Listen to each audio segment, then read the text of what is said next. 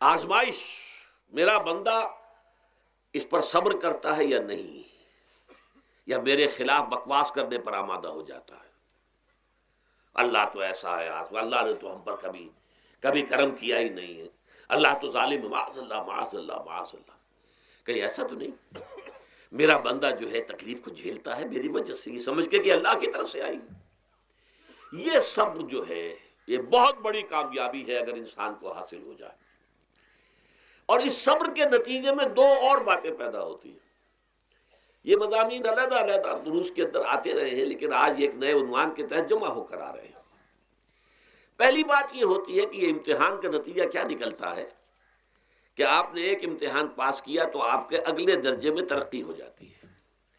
5ویں کا امتحان پاس کر لیا نا تو 6ٹھی میں جائیں گے، اب 6ٹھی کا امتحان پاس کریں گے تو 7ویں میں جائیں گے، 7ویں کا پاس کریں گے تو 8ویں میں۔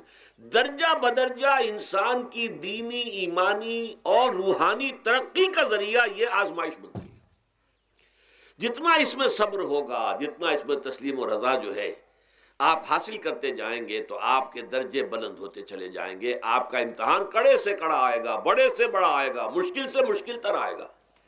ایک وقت میں ایم اے کا امتحان بھی آپ کو دینا ہوگا، ایک وقت میں ہو سکتا ہے پی ایچ ڈی کے لیے تھیسس آپ لکھیں، پھر اس کے اوپر جو ہے ٹیم بیٹھی ہوئی اور آپ سے وہ بحث کرے، جرا کرے آپ سے، وہ بھی کرنا ہوگا۔ لیکن یہ کہ اگر پرائمری ہی میں فیل ہو گئے تو اس کا سوال ہی پیدا نہیں ہوتا کہ کبھی آپ ایم اے کا یا پی ایچ ڈی کا تھیسس بھی لکھیں۔ اور اسی کو دوسرے انداز میں کہا گیا ہے قرآن مجید میں، وَلِيُبْلِيَ الْمُؤْمِنِينَ مِنْهُ بَلَاءً حَسَنًا۔ اصل میں ابلا کہتے ہیں، بلا یبلو جو ہے عربی زبان میں آتا ہے آزمانا۔ خلق الموت والحیات لیبلوکم ایکم احسن عملا، یہی معنی ابتلا کے میں، ابتلا یبتلی آزمانا۔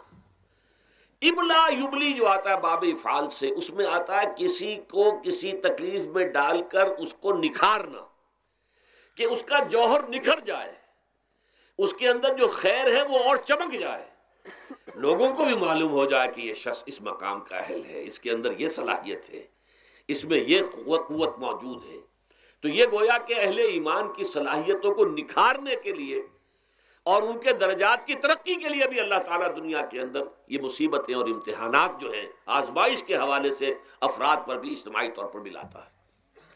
اور ایک اس کا اور بھی ہے، اہل ایمان پر اس طرح کے ابتلاء و آزمائش کی ایک نوعیت اور بھی ہے، اور وہ یہ ہے کہ جو بھی آپ سے غیر ارادی طور پر یا یہ کہ آپ نے کوئی گناہ ارادی طور پر بھی کر لیا، اللہ تعالیٰ اس کی سزا اسی دنیا میں دے کر آخرت کی سزا سے محفوظ کر دیتا ہے۔ گویا کہ اس سے بڑا خیر کیا ہوگا؟ یہاں کی سزا کیا ہے؟ جھیل لی آپ نے، بخار آ گیا، ٹانگ ٹوٹ گئی، چلیے 3 مہینے آپ بستر پر پڑے رہے نا، اور کیا ہوا؟ کچھ نہیں۔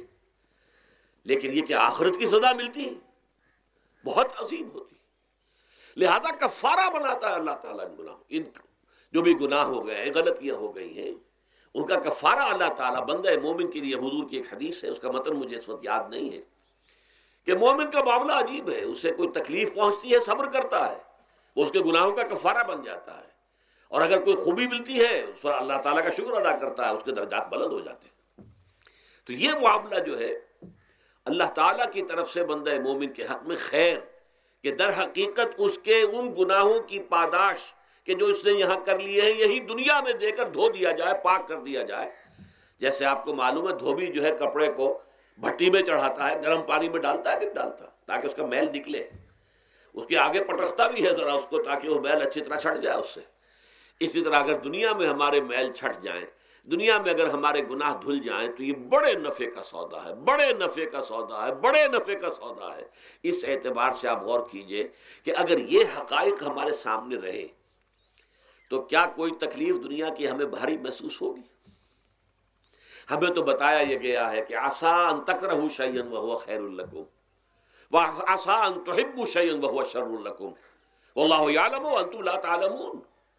ہو سکتا ہے کہ تم کسی چیز کو ناپسند کرو، دراصل کہ اسی میں تمہارے لیے خیر ہے، تمہیں نہیں پتا، اور ہو سکتا ہے تم کسی چیز کو پسند کرو، دراصل کہ اس میں تمہارا شر ہے لیکن تمہیں نہیں معلوم۔ اللہ یعلم وانتم لا تعلمون، اللہ جانتا ہے تم نہیں جانتے۔